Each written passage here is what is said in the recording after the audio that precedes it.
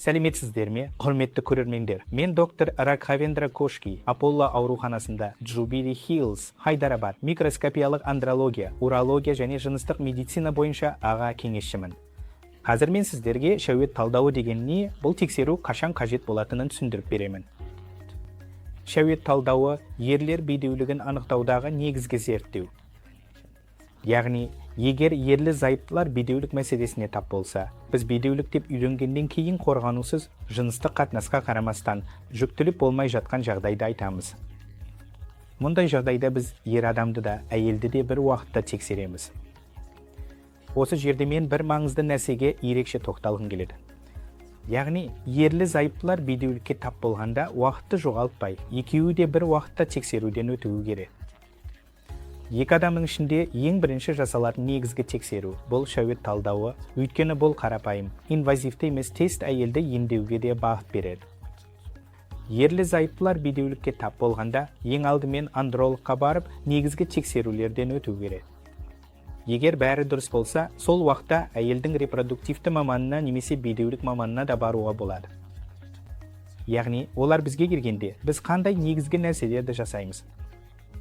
Біз физикалық тексеру жүргіземіз. Содан кейін қажеттілігіне қарай негізгі Шәует талдауын, гормондық тексеруді, қажет болса ұмалы ультрадыбыстық зерттеуді және кейбір генетикалық тесттерді жасаймыз. Негізгі Шәует талдауы бізге ер адамның өз жұбайын ұрықтандыру қабілеті туралы негізгі ақпарат береді. Бірақ есте сақтаңыз, бұл тек шамамен алынған және негізгі тест. Ол бізге Шәуеттің функционалдық қабілеті туралы толық мәлімет бермейді.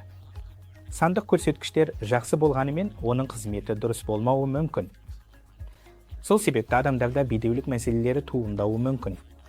Сондықтан негізгі Шәует талдауында үлгіні жинап болған соң, макроскопиялық көрсеткіштерді, микроскопиялық көрсеткіштерді және Шәуеттегі қандайда бір инфекцияны тексереміз. Содан кейін Шәует талдауының қорытындысын шығарамыз. Сол кезде сіз көлемі қандай, саны қанша, қозғалғыштығы қандай, морфологиясы қалай екенін көре аласыз. Осы аталғандар негізгі Шәует талдауында қамтылатын басты көрсеткіштер. Шәует талдауының нәтижесіне қарай, біз сізге әрі қарай тексерулер мен емдеу жолдарын ұсынамыз.